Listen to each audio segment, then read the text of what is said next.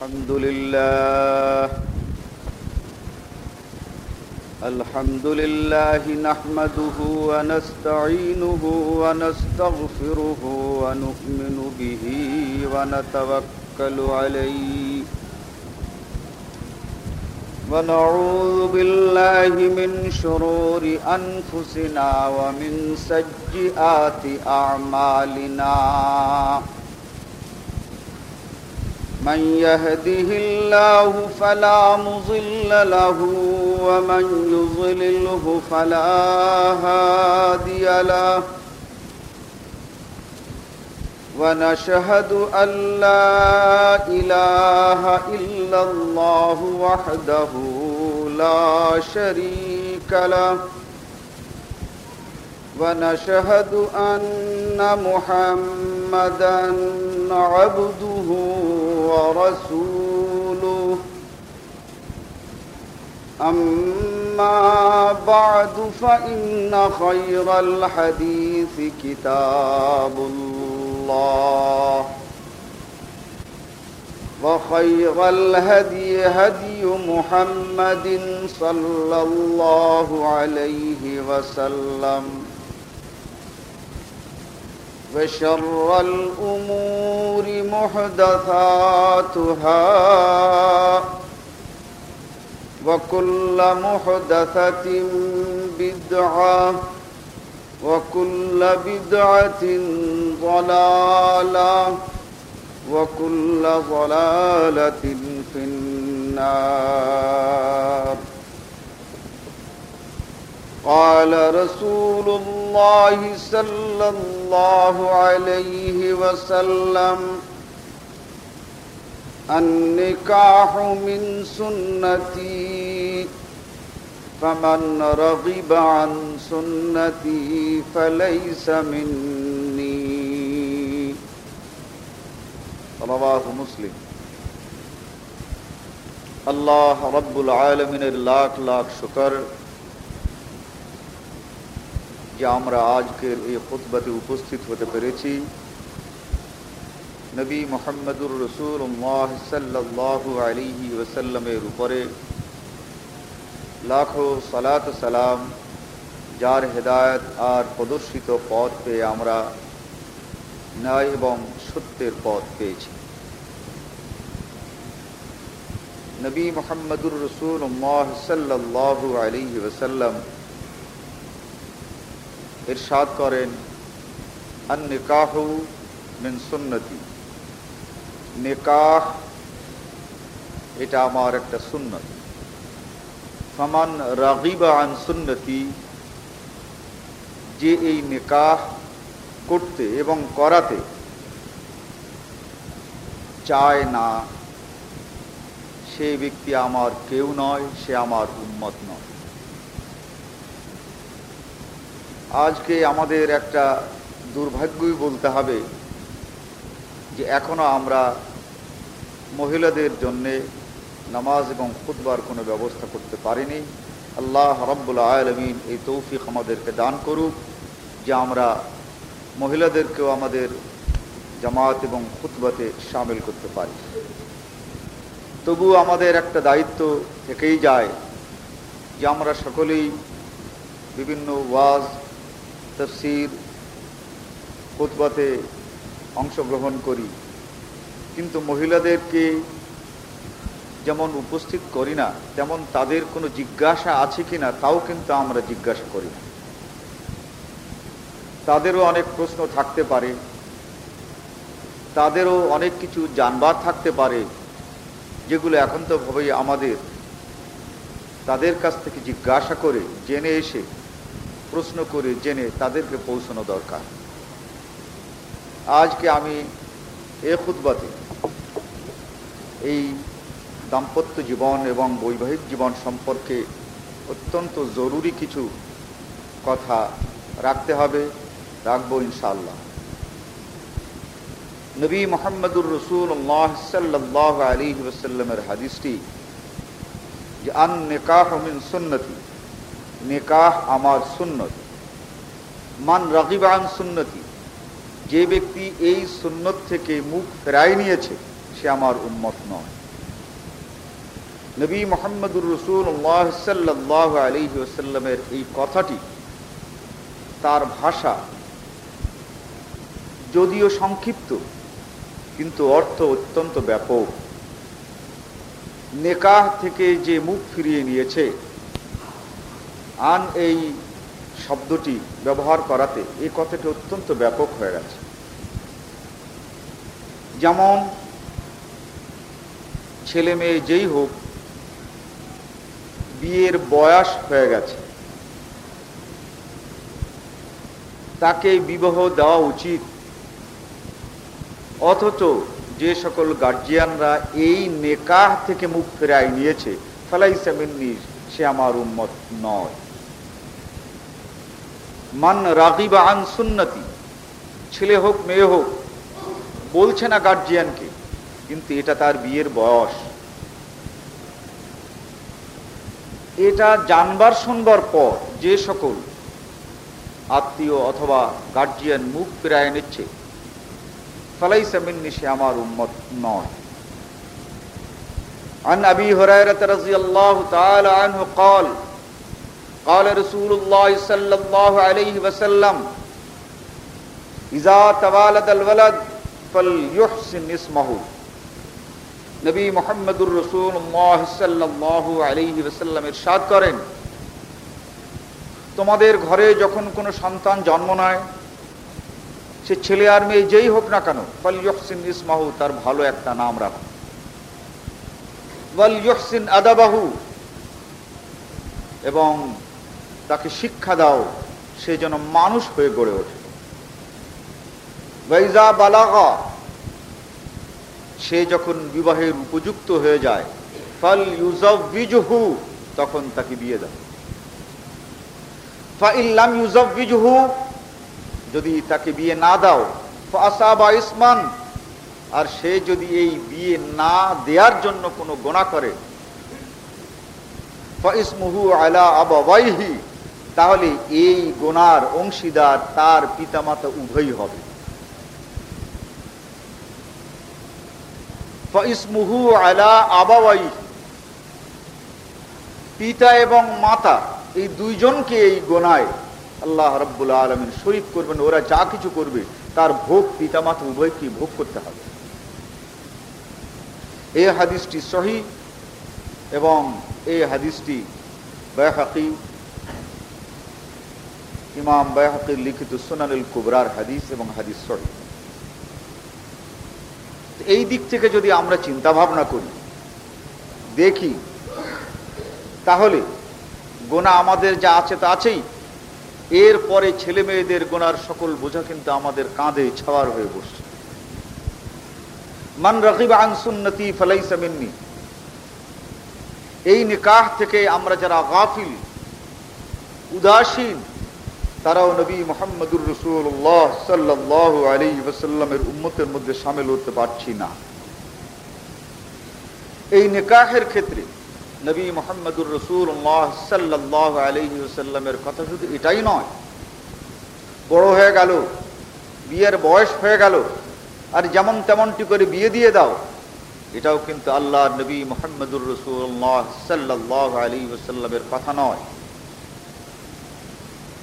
মিশকাত নূর মোহাম্মদ আজমি সাহেবের এটা বোধহয় তর্জমা হয়ে গেছে। মাদ্রাসার পাঠ্য সম্ভবত ফাজিলের ৪র্থ খণ্ডে কিতাবুন নিকাহ, আল্লাহর নবী মুহাম্মদুর রাসূলুল্লাহ সাল্লাল্লাহু আলাইহি ওয়াসাল্লাম বলেন, যখন তোমরা বিয়ে দিতে যাবে, হাসাবুহু, সর্বপ্রথম তোমাকে দেখতে হবে যে কোন বংশে তুমি বিয়ে দিচ্ছ। তোমার বংশের সংস্কৃতি, তোমার বংশের আচার আচরণ, এটা আর যেখানে দিচ্ছ সেটাকে মিল খায়। তোমার এই মেয়েটি 14, 15 বা 16 বছর ধরে তোমার কাছে মানুষ হয়েছে। বিয়ে যখন আল্লাহ তাআলা দেওয়ার নির্দেশ দিয়েছেন, তখন তুমি এমন একটি জায়গাতে তাকে বিয়ে দিলে যেখানে তার বাড়ির পরিবেশের সঙ্গে সেই বাড়ির পরিবেশের মিল হয় না। ফলে এই পারিপার্শ্বিকতার মিল না হওয়ার জন্য এক বিরোধ গড়ে ওঠে। এই বিরোধ ক্রমশ স্বামী স্ত্রীতে, এরপরে শ্বশুর শাশুড়িতে, অন্য অন্য সব জায়গাতে এই বিরোধ দেখা দেয়। ফলে তাদের এই দাম্পত্য জীবন সুখের পরিবর্তে এক জাহান্নামের আগুনে পরিণত হয়। অতএব প্রথম তোমরা দেখবে আল হাসাব, পারস্পরিক মিল আছে কিনা। বংশের মানে এখানে গোত্রীয়, উঁচু নিচু নয়। হাসাব, হাসাব শব্দটা হিসাব থেকে আসছে। তোমার এই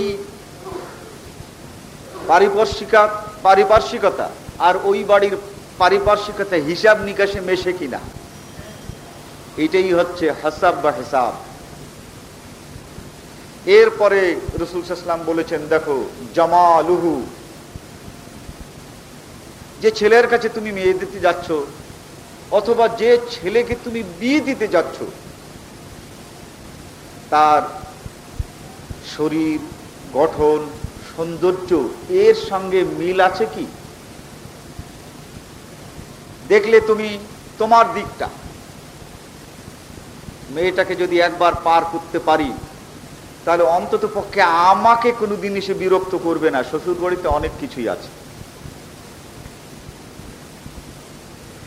এক্ষেত্রে তোমার এটাও দেখা উচিত ছিল দৈহিক গঠন, শারীরিক সৌন্দর্য, মানসিকতা, এই দুটোর সঙ্গে ছেলে আর মেয়েদের মিল আছে কিনা। আজকে হয়তো মেয়ে অথবা ছেলে ছোট আছে, বাপ মায়ের কথাই বিয়ে হয়েই গেল, কিন্তু একদিন শারীরিক যোগ্যতায় পারস্পরিক যদি পার্থক্য থাকে তাহলে যে গড়মিল সৃষ্টি হবে, সেই গড়মিলের এই পৃথিবীতে আর কোনো ঔষধ নাই। এই শারীরিক যোগ্যতা, এই শারীরিক সৌন্দর্য, এটাও নবী মুহাম্মদুর রাসূলুল্লাহ সাল্লাল্লাহু আলাইহি ওয়াসাল্লাম বিয়ের ক্ষেত্রে একটি পূর্ব শর্ত হিসেবে দেখেছেন। আজকে বহু পরিবারে এমনটি হয়ে বসে যে এই দিকটি আমরা তেমন একটা ভাবি না। এই না ভাবার কারণে ভবিষ্যতে এটা নিয়ে একটি দ্বন্দ্ব আর কলহ সৃষ্টি হয়। নবী মুহাম্মদুর রাসূলুল্লাহ সাল্লাল্লাহু আলাইহি ওয়াসাল্লাম তাই পারিবারিক জীবনে স্পষ্ট করে বলেছেন, জামালুহু, তোমার মেয়েটি সুন্দরী, অথচ যেখানে বিয়ে দিতে যাচ্ছ তার সেই সৌন্দর্যের সঙ্গে মিল হচ্ছে না। বিয়ের ক্ষেত্রে হয়তোবা হয়ে গেল, কিন্তু মানসিক দিক থেকে যদি মিল না হয় তাহলে এই বিবাহ কখনোই সুখের হতে পারে না। এরপরে মালুহু, দেখো সম্পত্তির দিক থেকে, আয় এবং রোজগারের দিক থেকে মিল আছে তো। যদি তা না থাকে তাহলে এমনটি হতে পারে যে সুখ ও স্বাচ্ছন্দ্যে তোমার এখানে বসবাস করছে, এখনো দুঃখ দুর্দশা সে বুঝতে শেখেনি, এমন একটি মেয়েকে তুমি বিয়ে দিয়ে দিলে এমন একটি জায়গাতে যেখানে গিয়ে সে বাপের বাড়ি যা পেয়েছে তা পেল না, তখন এই না পাওয়ার একটা বিতৃষ্ণা এই স্বামীর বাড়িতে গিয়ে তার হবেই। বয়স যদি তার বিয়ের হতো, বুঝবার মতো বয়স হতো, তুমিও যদি তাকে কেবলমাত্র স্বাচ্ছন্দ্যে না রেখে কিছুটা যদি তাকে বুঝতে দিতে, তাহলে দুঃখ দারিদ্র আর সুখ সব একাকার করে সে হয়তো বুঝত। ঠিক তেমনি করে ছেলেদের ক্ষেত্রেও একই কথা। বিয়ে দিলে কিন্তু সে দেখে যে আমার দুলা ভাই, আমার ভগ্নিপতি যখন আমার বাড়িতে আসে আমার মা বাবা তার জন্য কেমন করে। এমনটি যদি হয় সেখানে গিয়ে কিছুই না পায়, তাহলে মানসিক এই ক্ষোভ একদিন স্ত্রীর উপরে পড়তে পারে। তাই নবী মুহাম্মদুর রাসূলুল্লাহ সাল্লাল্লাহু আলাইহি ওয়াসাল্লাম বলেছেন, মালুহু, তার আর্থিক সঙ্গতিটাও তোমাকে দেখতে হবে। এরপরে রাসূল সাল্লাল্লাহু আলাইহি ওয়াসাল্লাম বলেন, দীনুহু, এরপরে দেখো তার দিন ধর্ম। কেন আল্লাহ নবী মুহাম্মদুর রাসূলুল্লাহ সাল্লাল্লাহু আলাইহি ওয়াসাল্লাম এটাকে চতুর্থ নম্বরে আনলেন? আল্লাহ নবী পয়লাই তো দিনকে আনতে পারতেন, প্রথমে বলতে পারতেন দিনদারিতে যদি মিশে যায় বিয়ে দিয়ে দাও। আল্লাহ নবী প্রথম হাসাব, তারপরে তার সৌন্দর্য, তারপরে তার সম্পদ, তারপরে এনেছেন তিনি দিন। এরপরে বলেন যে দেখো অনেক পিতামাতা এমন আছে তারা ওই প্রথমের এই 3 নম্বরটাই বেশি দেখে, দিনটা আর দেখে না। ফলে পর্দানিসীন মেয়ে এমন বাড়িতে গিয়ে পৌঁছায়, বেপর্দা হওয়া তো দূরের কথা, ল্যাংটা হয়ে যায়। তার কারণ শুধু বাড়ির পরিবেশ। আবার এমনটি হয় যে মেয়ে পর্দা করতে চায় কিন্তু শ্বশুর বাড়ির পরিবেশ এমন পর্দা করতে দেয় না। আজ থেকে 4 বছর আগে একটি মেয়ে আহলে হাদিস হয়, তার শ্বশুর বাড়ির পরিবেশটা অত্যন্ত এই পর্দার দিক থেকে খারাপ। সে পর্দা করতে চায়, পিতামাতা সেখানেই তাকে বিয়ে দিয়েছে। এই 4 বছর ধরে সেদিনকে এসে আমাকে খবর দিল যে আমার স্বামী এবার আমাকে বোরকা পরার অনুমতি দিয়েছেন, কিন্তু বড় ননদ বলছে যে ছোট বোনটার বিয়ে হয়ে যাক তারপরে তুমি এই বোরকা পরো।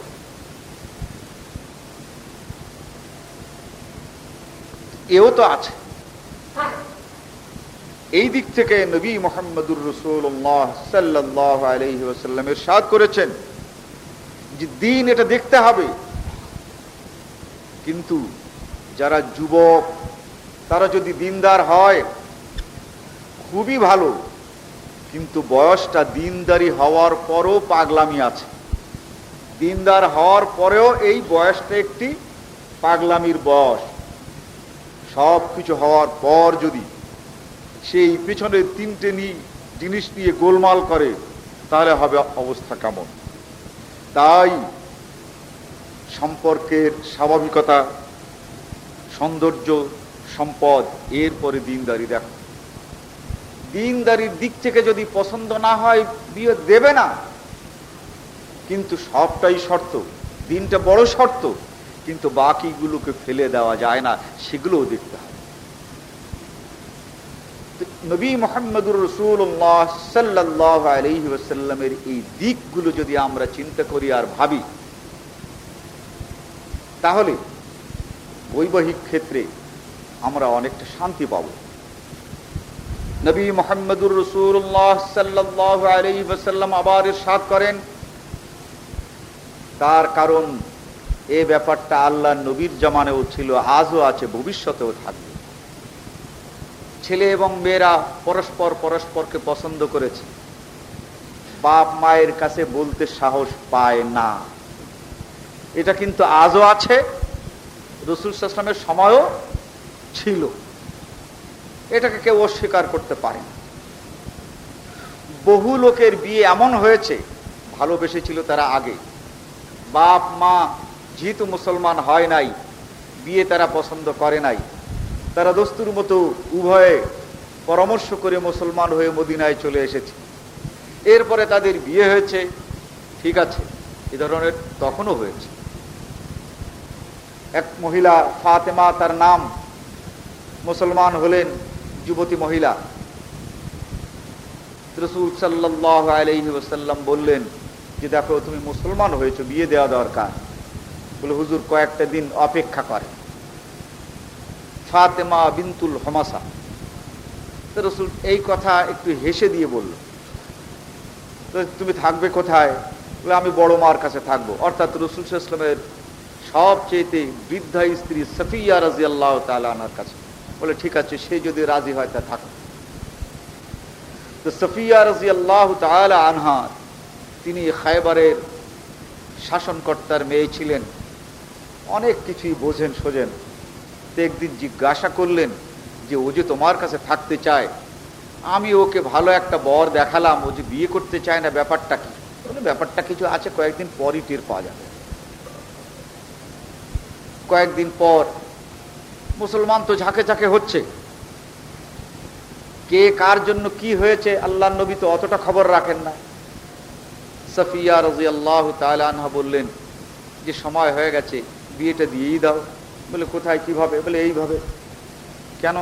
বলে ও মেয়েটা যাকে ভালোবেসেছিল তাকেই বিয়ে করবে, সেও মুসলমান হয়ে গেছে। নবী মুহাম্মদুর রাসূলুল্লাহ সাল্লাল্লাহু আলাইহি ওয়াসাল্লাম দুইজনকে ডেকে বিয়েটা করিয়ে দিলেন। এরপরে বললেন কি, বিয়ে এখন হয়ে গেছে, পুরো মুসলমান হও। ছেলেটা জিজ্ঞাসা করলো, কেন ইয়া রাসূলুল্লাহ? বলে এ তো বিয়ে করার জন্য মুসলমান হয়েছে, আর তুমিও তো বিয়ে করার জন্য মুসলমান হয়েছে। ইয়া রাসূলুল্লাহ, একদম সত্য কথা, এর ভিতরে কোনো মিথ্যা কথা নাই। বলে তো এখন বাকিটা তো মুসলমান হতে হবে। বললেন যে ইনশাআল্লাহ আমরা পুরোপুরি মুসলমান হয়ে যাচ্ছি। ঘটনা আরো আছে। এ ক্ষেত্রে গার্জিয়ানের কর্তব্য সম্পর্কে আল্লাহর নবী স্পষ্ট করে বলেন, এটাও কিতাবুন নিকাহ, আবু দাউদ তিরমিজির হাদিস। আল্লাহর নবী ইরশাদ করেন, ইজা খুতিবা ইলাইকুম, যখন তোমরা দেখো যে কোনো বিয়ের প্রস্তাব তোমাদের কাছে কেউ পাঠিয়েছে, মান তারজাউনা দীনাহু, ছেলে মেয়েরা পরস্পরে পছন্দ করেছে, কিন্তু সেখানে একমাত্র দিনকে পছন্দ করা ছাড়া এই মেয়েটাকে বা এই ছেলেটাকে সেখানে বিয়ে দেওয়ার আর কোনো দিক নাই। তার মানে আসলে সংসার হিসাবে পরস্পরে মিশবে না। ঠিক ওভাবে সৌন্দর্যের দিক থেকে বিবেচনায় গার্জিয়ানদের মিশছে না। আবার ধন সম্পদের দিক থেকে উভয়ে অনেক উঁচু নিচু। এই সকল গরমিল যদি হয়ে যায় আর ওদের মনে মনে মিল যদি হয়ে যায়, প্রশ্ন তো এখানে এই কোনটাই যে বিবেচনার কথা আল্লাহর নবী গার্জিয়ানদেরকে বলেছেন, এখানে মিল হয় না, কিন্তু মনে মনে মিল হয়ে গেছে। আল্লাহর নবী বলেন, এই সকল কথা ওদেরকে পয়লা বুঝবার চেষ্টা করে। কিন্তু যদি ওরা বুঝতে না চায় আর এই দিক থেকে যদি তাদের পারস্পরিক আকর্ষণ অত্যন্ত দৃঢ় হয়ে যায়, ফাযাব্বিজুহু, তাহলে ওদেরকে বিয়ে করায় দাও। মান তারজাউনা দীনাহু, সবচেয়ে একটি কথা দেখবে, দিনদারিতে, দিনের ক্ষেত্রে এইটুকু পরস্পরে ঠিক আছে কি। এই দিন যদি পরস্পরে ঠিক না থাকে, ধর্মের দিক থেকে উভয়ের যদি সে ধরনের আকর্ষণ না থাকে, তাহলে আর বিয়ে দেবে না। তার কারণ এই ধর্মীয় বিশ্বাস আর ভয় যদি থাকে, তাহলে পরস্পরে ঠিক থাকবে এক সময়। নতুবা ওই পূর্বের কথাগুলো স্মরণ করে বিয়ে করেছিলাম, কিন্তু এই রকমের ফকির তোমার আব্বা, এ তো ভাবি নাই। বিয়ে করেছিলাম, ঠিকই করেছিলাম, তখনই এত দেখেছি, তুমি যে একটা রুগীর হাড্ডি, এটা তো আমার জানা ছিল না। কিন্তু যদি দিন থাকে, তাহলে সে বুঝবে আমিও ভালোবেসেছি, সেও চলে এসেছে, যা হয়েছে হয়েছে, আল্লাহ রাব্বুল আলামিন সব হয়তো ঠিক করে দেবে। এক্ষেত্রে দিনটাকে দেখবে, ধর্মটাকে দেখবে। যদি এই দিকে হয়, তাহলে ফালইউযাব্বিজহু, নিকাহ করায় দেবে। ফাইন লাম ইউযাব্বিজহু, যদি এখানে বিবাহ না করাও, ইয়াকুন ফিল আরদি ফাসাদুন আরিজ, তাহলে এই ছেলে মেয়ের বিবাহ না করার জন্য অনেক অনেক ফাসাদ, অনেক অনেক অঘটন, অনেক অনেক বিপর্যয় সৃষ্টি হবে, যেগুলো তুমি কিছুতেই মীমাংসা করতে পারবে না, কিছুতেই তুমি সেগুলো মিটাতে পারবে না। আল্লাহর নবী স্পষ্ট করে বলছেন, ফাসাদুন আরিজ, আরজুন বলা হয় লম্বা, দীর্ঘ, বিপজ্জনক, অনেক বিপদে তোমাকে পড়তে হবে। অতএব দিনের দিকটাকে দেখে তাদের মাঝে বিয়েটা করায় দেয়। আবার ছেলেদেরকে আল্লাহ রাব্বুল আলামিন সূরা নিসায় স্পষ্ট করে বলেছেন, ওয়ালা মুত্তাখিজি আখদান, মেয়েদেরকে হুঁশিয়ার করে বলেছেন, দেখো এই ধরনের কোনো আকর্ষণ ও বিকর্ষণ এটা থাকা কিন্তু স্বাভাবিক, কোনো দোষের নয়। তবে ফাসাদ না বাঁধিয়ে যে কোনো উপায় এই পিতামাতাকে জানিয়ে দাও। ওয়ালা মুত্তাখিজি আখদান, তুমি ভালোবাসবে, বিয়ের জন্য তুমি পছন্দ করেছো, অথচ তুমি এটা গোপন করবে, এটা কিন্তু আল্লাহ পছন্দ করেন না। ওয়ালা মুত্তাখিজি আখদান, ওই সকল যুবক যুবতীরা আল্লাহর পছন্দনীয় নয় যারা বিবাহ করতে চায় অথচ এই কথাটি গার্জিয়ানের কাছে গোপন রাখে। ওয়ালা মুত্তাখিজি আখদান, বলে ফেলো। যদি গার্জিয়ানদেরকে তুমি মনে করো তারা তোমার কল্যাণ করবেন, তাহলে এই ব্যাপারে তোমাকে পরামর্শ দিবেন। তোমার ভালো মন্দ সম্পর্কে তারা তোমার চেয়ে কম ওয়াকিফাল নন, কিন্তু তুমি এটাকে মনে মনে লালন পালন করে দুঃখ ভোগ করবে, পড়তে পারবে না, ভালো পরীক্ষা দিতে পারবে না, এ হওয়া উচিত নয়। ওয়ালা মুত্তাখিজি আখদান, মুসলমান যুবক যুবতীদের আল্লাহ রাব্বুল আলামিন এই ভালোবাসায় সাহস দিচ্ছেন যে পিতা মাতার কাছে বলেই ফেলো। তুমি সরাসরি না পারো অন্য কাউকে দিয়ে বলো, এরপরে তারা দেখুক। তুমি যা উপর দিয়ে দেখছো সেটা তো নাও হতে পারে, তুমি যা ভাবছো সেটা নাও হতে পারে। গার্জিয়ানরা তখন গভীরভাবে দেখবেন, বুঝবেন, তোমাকে বুঝাবেন। যদি ভালো হয় তাহলে তারাও সমর্থন দেবেন, ভালো যদি না হয় তাহলে তারা তোমাকে বুঝাবেন। কিন্তু খবরদার খবরদার, এই প্রেম ও ভালোবাসাকে গোপন করবে না। ওয়ালা মুত্তাখিজি আখদান। নবী মুহাম্মদুর রাসূলুল্লাহ সাল্লাল্লাহু আলাইহি ওয়াসাল্লাম কখনোই চান নাই যে এই জিনিসটি গোপন থেকে একটা বিস্ফোরণের সৃষ্টি হোক। তাই সকলকে সরল হতে বলেছে। আল্লাহ নবী মুহাম্মদুর রাসূলুল্লাহ সাল্লাল্লাহু আলাইহি ওয়াসাল্লাম এতটা সরল সোজা হওয়ার পরেও আবার পরস্পরের মধ্যে ছেলে মেয়ে এবং গার্জিয়ানদের মধ্যে ভারসাম্য তিনি রক্ষা করেছেন।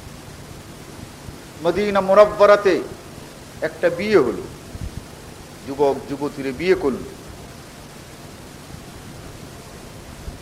এই বিয়ে ভবিষ্যতে ভালো ফল বহন করবে না। নবী মুহাম্মদুর রাসূলুল্লাহ সাল্লাল্লাহু আলাইহি ওয়াসাল্লাম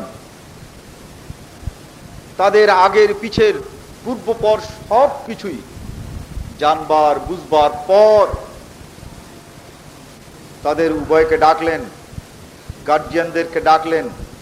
এরপরে স্পষ্ট করে বলে দিলেন, তিরমিজি শরীফের হাদিস, বুখারী শরীফ কিতাবুন নিকাহ, লা নিকাহা ইল্লা বিওয়ালিয়্যিন, যে নিকাহ ওলি করায় নাই, পিতা অথবা পিতার অবর্তমানে দাদা করায় নাই, সেই বিয়ে বিয়েই নয়। ছেলে মেয়েরা কিন্তু বিয়ে করেই ফেলেছে, যেহেতু তারা আর কিছু না করুক, ফজফরিদ দ্বীন, দ্বীনকে তারা ভালোবাসে। উভয় মনে করলো আল্লাহ নবী মুহাম্মদুর রাসূলুল্লাহ সাল্লাল্লাহু আলাইহি ওয়াসাল্লাম যখন এই বিয়েকে বিয়ে মেনে নিতে রাজি হননি, নিশ্চয়ই এই বিয়ে ভেঙে দেওয়ার ভিতরে আল্লাহ এবং আল্লাহর রসুল আমাদের জন্য কোনো মঙ্গল রেখেছে। যেহেতু তারা দ্বীনকে ভালোবাসত, রসুলকে ভালোবাসত, তার নির্দেশকে ভালোবাসত, তার আদেশকে ভালোবাসত, তাই তারা এই বিয়ে ভেঙেই যখন হয়নি, যখন এই বিয়েকে আর মানল না, ভেঙে দিল। কিছুদিন পর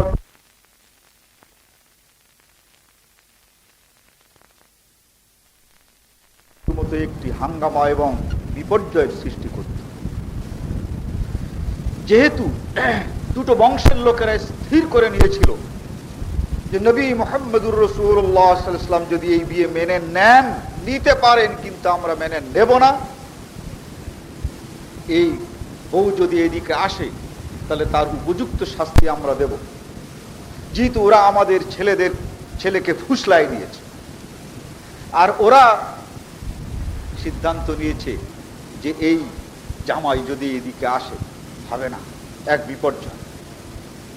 পরে তাদের বিয়ে ভালো হয়, যেহেতু তাদের ভিতরে দিনটা ছিল, দিনের ব্যাপারটা তাদের মধ্যে গভীর রেখাপাত করেছিল বলে আল্লাহ নবী যখন বললেন যে নেকাহ হয়েছে অথচ গার্জিয়ানদের মত নেই, এ নেকাহ নয়।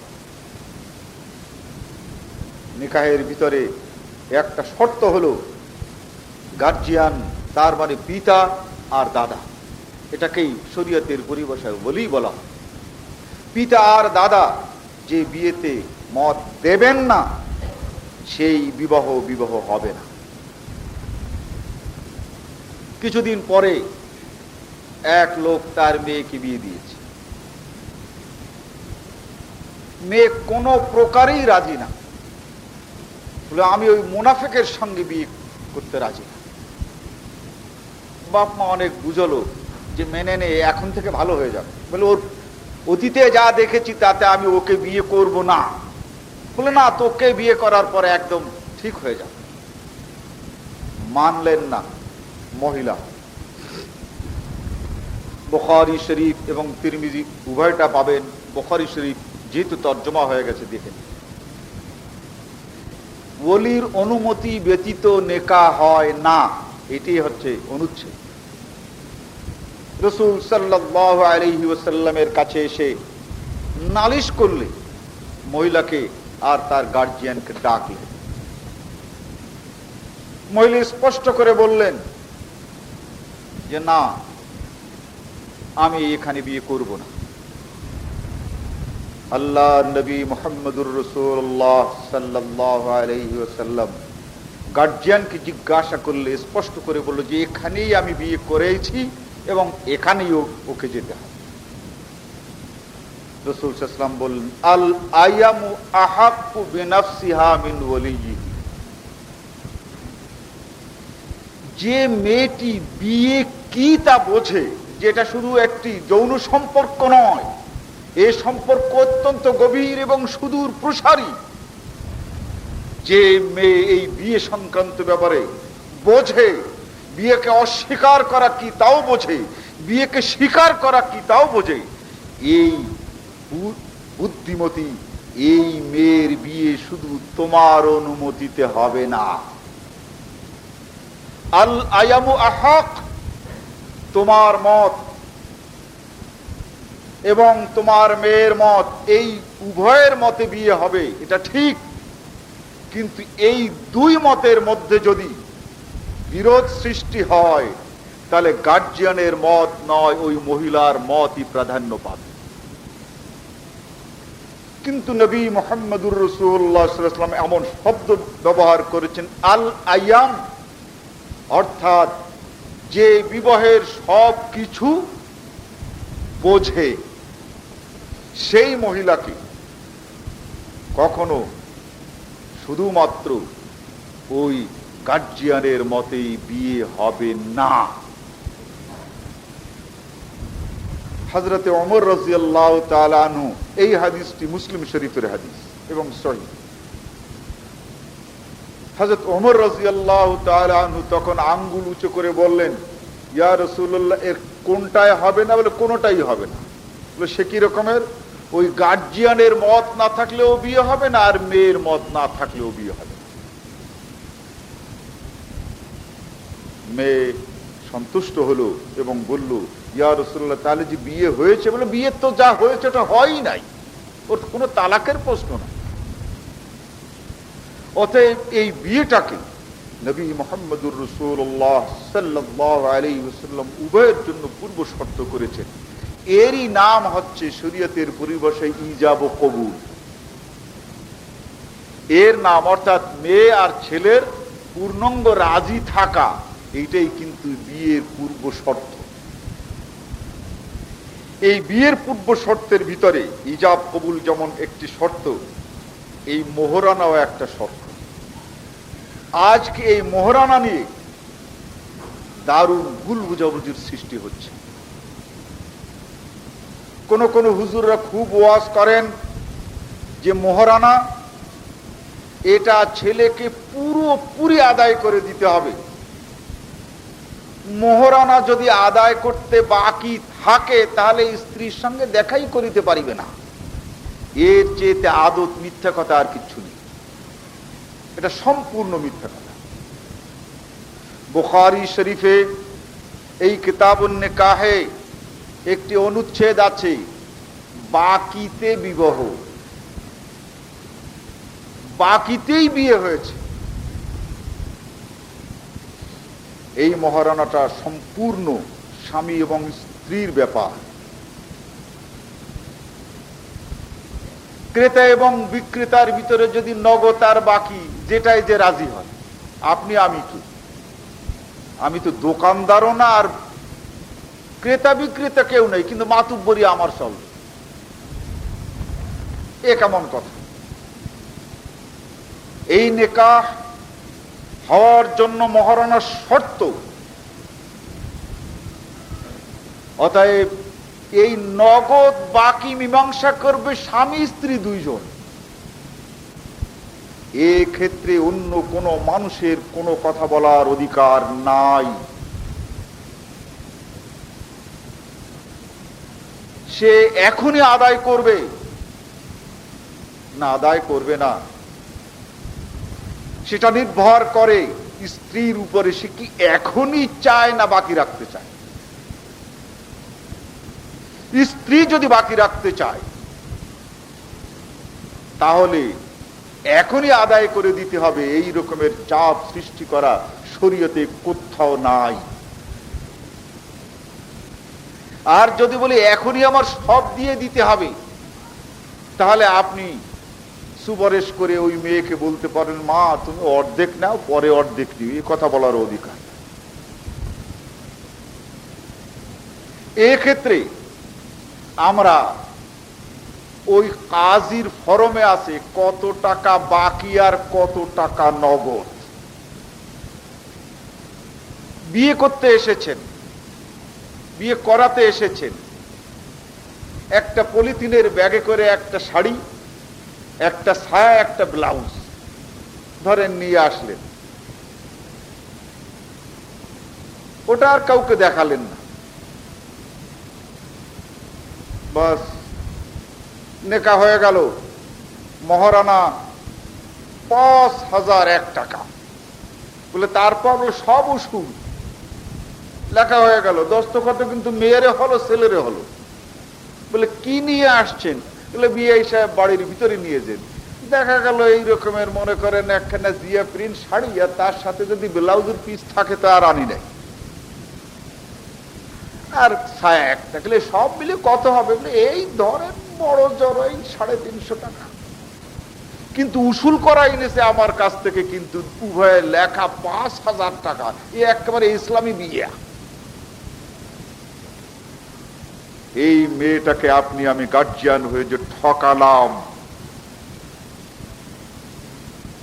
২০০-২৫০ টাকায় ছেলেটা তার গার্জিয়ানরা বিয়ে করাই নিয়ে গেল, আর ৫,০০০ টাকা যে উসুল করালাম, এই দেনা আপনি থাকলেন ওই মেয়েটার কাছে। কে থাকলো? মেয়েটা কথা বলতে পারছে না, মেয়েটার পক্ষ থেকে একেবারে উসুল। এই উসুল কাকে দেওয়ার পরে উসুল হলো? আল্লাহ রাব্বুল আলামিনের কাছে এই ঠকাবার জন্য আপনাকে আমাকেই দায়ী থাকতে হবে। উসুল লেখাবেন, সব সামনে নিয়ে আসেন, আমরা দাম কষি যে ঠিক উসুল হয়েছে কত। যদি ৫,০০০ টাকা মোহরানা হয়ে থাকে আর তার ভিতর থেকে যদি ৩০০ টাকা উসুল হয়ে থাকে, ৩০০ টাকাই লেখা হবে, ১ পয়সাও বেশি লেখা হবে না।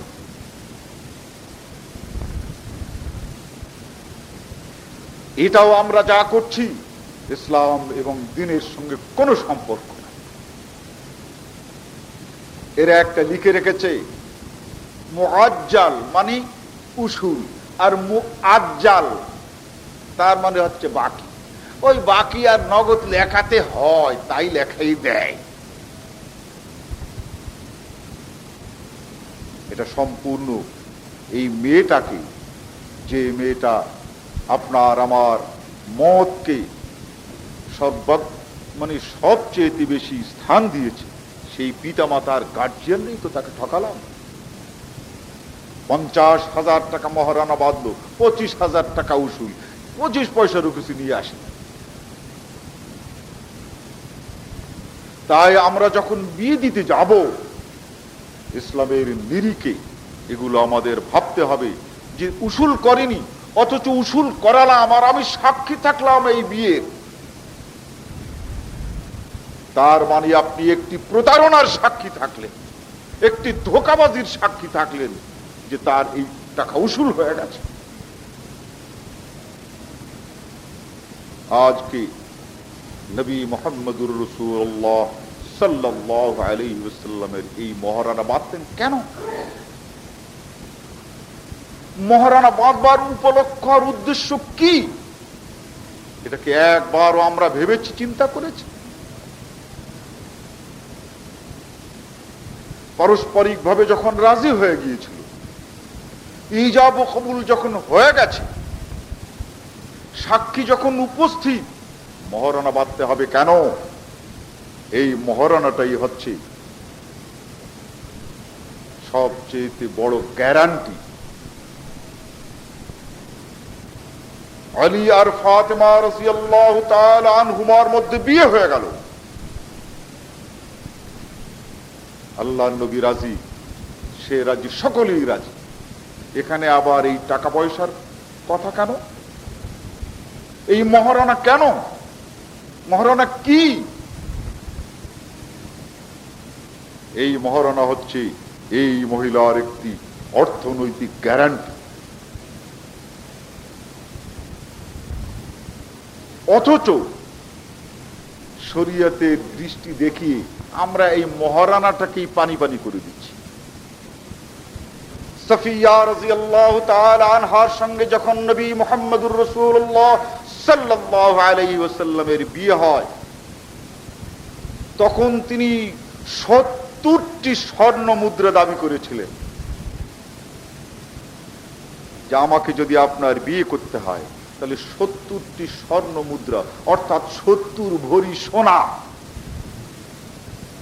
আল্লাহর নবী এটাতেই রাজি হয়েছিলেন, কিন্তু 10 দিরহাম মুখ কিন্তু আল্লাহর নবী সেদিন দিতে পারেন নাই। বাকিতে তো বিয়ে হয় না, রসুলের হয়।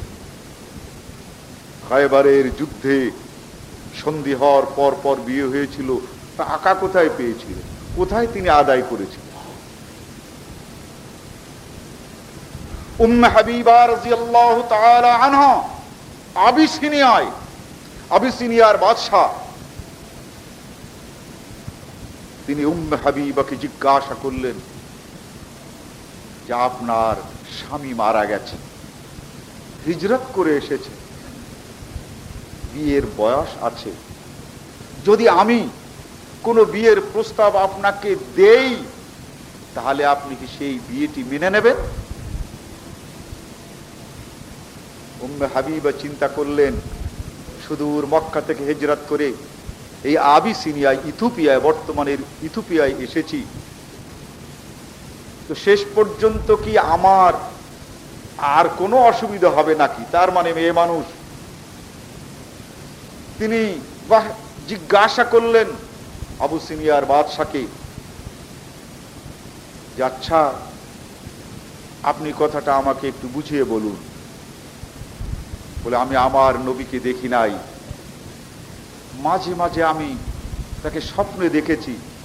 এই স্বপ্নে যে নবীকে দেখেছি, সেই নবীর সুরত আসল কি নকল তাও তো আমার জানা নাই। যেহেতু একবার দেখলে, তারপরে স্বপ্নে দেখলে বুঝতে পারতাম যে এই হচ্ছে। আপনার যা কিছু আমি শুনি, আমার গুপ্তচররা যা কিছু বলে, আমার মনে হয় আল্লাহর নবীর সঙ্গে যদি আপনার বিয়েটা হয় তাহলে সবচেয়ে ভালো হয়। তিনি বললেন, আমি তো ভেবেছিলাম অন্য কিছু। তাহলে বিয়ের প্রস্তাব রাজা বাদশারা যখন দেয়, অন্যের জন্য যে দেয়, এই রকমের কোনো ঘটনা তো আমার জানা নাই।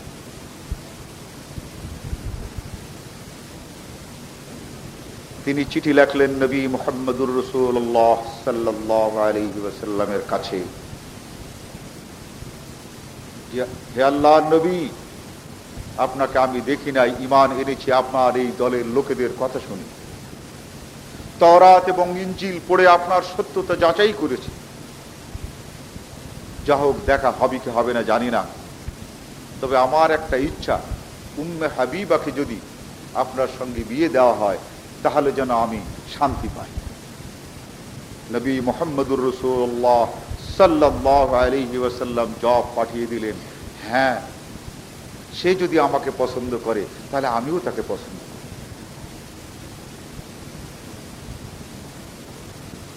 এই আবিসিনিয়ার বাদশাহ উম্মে হাবিবাকে ডেকে বললেন যে আমি যদি আপনার বিয়েটা এখানে করিয়ে দেই তাহলে ইসলামে কি বলে, এই বিয়েটা হবে তো?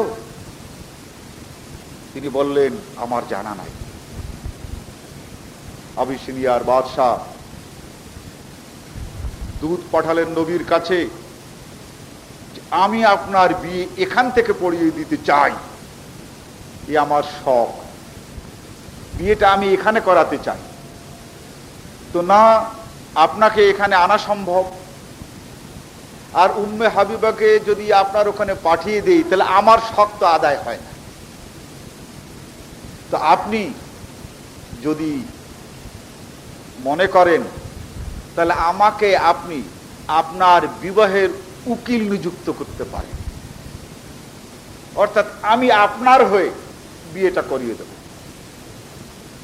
এই দূতের কাছে নবী মুহাম্মদুর রাসূলুল্লাহ সাল্লাল্লাহু আলাইহি ওয়াসাল্লাম পাঠিয়ে দিলেন যে, হ্যাঁ, আমি তোমাকে আমার পক্ষ থেকে উকিল বানালাম, তুমি আমার বিয়ে করিয়ে দাও বা পড়িয়ে দাও। আবিসিনিয়ার এই বাদশাহ তিনি সকলকে ডেকে উম্মে হাবিবাকে ওখানেই নিকাহ পড়িয়ে দিলেন। তিনি একটা মহারানা আদায় করে দিলেন আর বললেন যে এটা আমি উপঢৌকন দিলাম, মহারানটা আল্লাহর নবীর কাছে গিয়ে শরীয়তের দৃষ্টিতেই ঠিক হবে, তবে এটা আপনাকে দিলাম, এটা আল্লাহর নবীকে দিলাম। নবী মুহাম্মদুর রাসূলুল্লাহ সাল্লাল্লাহু আলাইহি ওয়াসাল্লামের এই ঘটনাই ওকালাত, উকিল হিসাবে কেউ বিবাহ করাতে পারে, এটা সাব্যস্ত হলো। আরো অনেক ঘটনা আছে। তো আজকে এই ওকালাত, এই উকিল হওয়া, এটা যে উপস্থিত থাকে তার জন্য কোনো উকিলের দরকার নাই, কিন্তু ওদের ওই ফর্মে আছে উকিল কে, উকিল কি, সে নিজেই আছে। এই মহরণ সংক্রান্ত ব্যাপারে নবী মুহাম্মদুর রাসূলুল্লাহ যে করেছেন, এটা তার একটা অর্থনৈতিক গ্যারান্টি। খোদা না করুক কোনদিন যদি এই বিবাহ বিচ্ছেদ হয়ে যায়, তাহলে এই মহিলার কি থাকবে? থাকবে তার এই মহারানা। স্বামী যদি মরে যায় তাহলে স্বামীর সম্পত্তিতে স্ত্রী অংশ পাবে, কিন্তু স্বামী যদি তালাক পায়, স্ত্রী যদি তালাক পায়, তাহলে তার কি গ্যারান্টি আছে? মেয়েটা যখন বিয়ে দিলেন সবকিছুই আনন্দ ফুর্তি করলেন, কিন্তু ঠকালেন মেয়েটাকে। বলা হয় যে হযরতে ফাতেমা রাদিয়াল্লাহু তাআলা আনহার বিয়ে হয়েছিল 35 টাকায়। 35, এক সময় বলতো এর মূল্য 35 টাকা, তো এইটাই সুন্নত।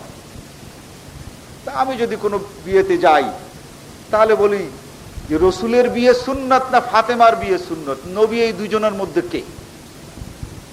বলে কেমন কথা হলো? বলে নবীর কাজ এইটাই তো সুন্নত।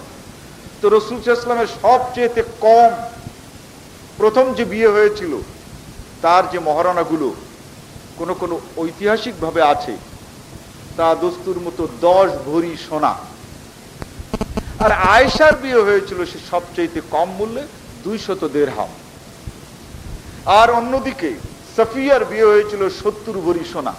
তো নবীর বিয়েটা তোমাদের জন্য দলিল হলো না, ফাতেমার বিয়ে দলিল হলো। তার মানে কম দেয়া যায় যে সুন্নতে, সেটা তালাশ করে বের করে। ঠকানো যায় যেটাই, সেটা তালাশ করে বের করে। অতএব এই মোহরণা ছাড়া বিয়ে হবে না। কিন্তু এই মোহরণাটা হচ্ছে খোদা কোনোদিন যদি কোনো রকমের গোলযোগ সৃষ্টি হয়, বেঁচে থাকে এই মহিলা, তার জন্য আপনি কি গ্যারান্টি আদায় করলেন, কি দিতে পারেন?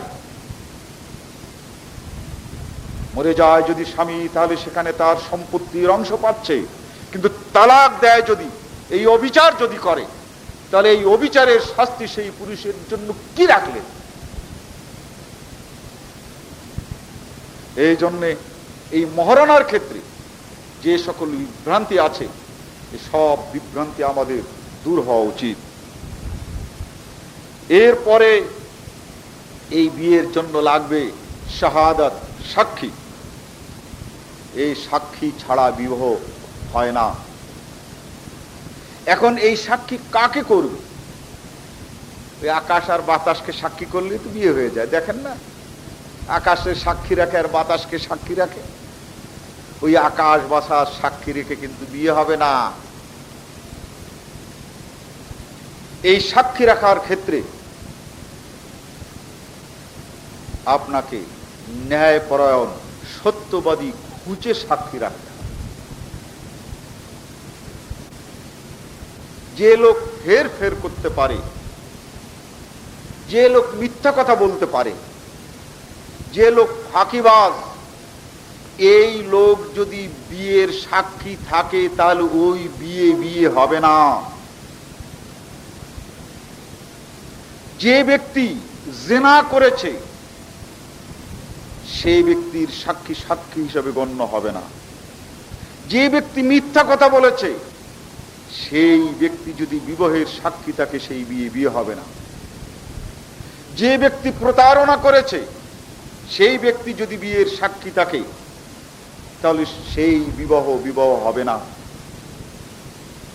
তাই বিবাহ হওয়ার ক্ষেত্রে যা গোপন আছে আল্লাহ জানুক, কিন্তু এই সমাজে যাকে বিশ্বাস করা যায়, এই বিশ্বস্ত ব্যক্তিকে সাক্ষী রাখতে হবে।